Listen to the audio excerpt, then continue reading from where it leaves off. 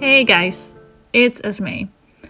And in today's video, I want to share with you a tip that has really made my digital art look more dynamic and interesting. And I want to show you how I do it, because I will share with you how I add a textured background like canvas paper or any other textured paper to your artworks in ProCreate as a background. For this video, I will share with you how I add textures to my art pieces with elephant pool paper, but feel free to follow along with any other type of textured paper that you might have. So I actually run a shop called Pretty Eco.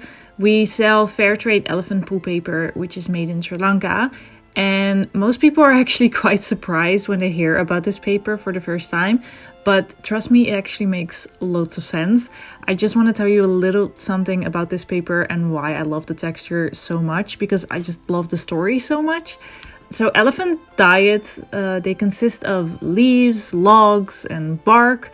So their poo actually consists of the same material that we make regular paper out of. At the fair trade workplace that we work with, they boil the poo so the bacteria will go out, and then what is left over is like this perfect material to create paper with. So they use about 30% of elephant poo mixed with 70% of recycled paper, like newspapers, packaging, materials, that kind of stuff, to get like the ideal texture.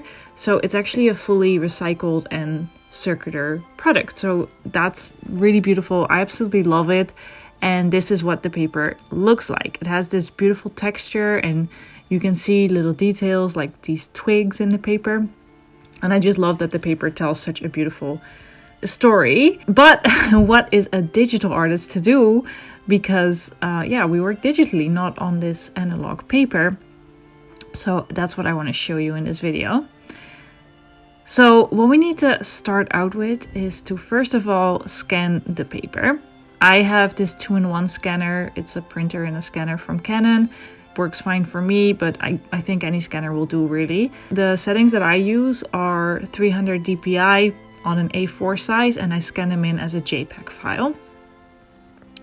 So after I scan in one or multiple sheets of paper, because I like to use multiple sheets because every sheet has like a unique texture. So it's nice to have like different options for my artwork.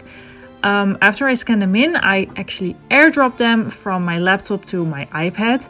If you don't have a MacBook, of course, you can also email them to yourself or any way to get them onto your iPad, basically. So next up, it's time to open ProCreate.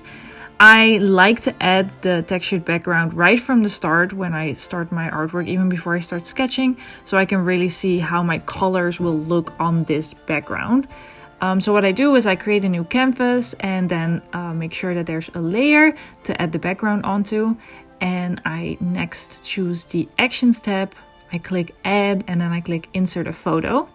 And then here I choose one of the scanned files that I just imported onto my iPad. And then next I change the size of this imported texture to fit my canvas, basically. And then, sometimes when I know that I'm going to work with like a lot of light colors in my artwork, I like to change the opacity of the background. So make it a little bit lighter, less heavy. Because the background color of the canvas is actually white, this will then make the texture lighter. And you can also play around with this by changing the background color, for example. So you lower the opacity of the textured background, of the textured layer, and you change the color of the background color to pink, for example, or blue. And then you actually give this textured layer a color. So that's really cool to try out. Most of the time I just leave it as it is though. There is going to be adjustments that I'll make at the end, but first I will make my artwork like so. So in today's video I'll just show you a little speed drawing of this magical mushroom that I drew.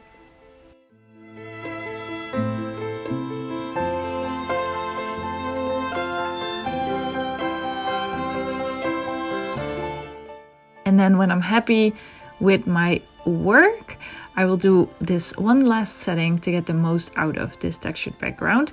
I make sure that I group all the layers of the illustration, and then I will make a copy of that group.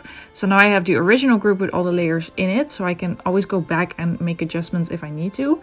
And then the second group, I will flatten it. So now it's just one single layer. So I will turn the original group off. I don't need that for now. I just need that in case I need to go back in. And then I'm just left with the flattened layer on top of the textured background, which is visible on the canvas. And now I will click the N of the flattened layer, which means that the layer is on a normal blend mode. And then I like to change this blend mode to the multiply. And now you can actually see the textures of the paper through your artwork. There's a bunch of different blend modes to play with. We're not going to get into that. I recommend you to try them out though and like see which ones you like, but multiply is the one that I usually go with. And then that's it. You now have a digital artwork with a textured look. Let me know if this was helpful and if this is something you're going to try. What kind of paper are you going to use? I'd love to hear down below. So thanks for watching. Please subscribe to my channel and I'd like to see you next week. Bye.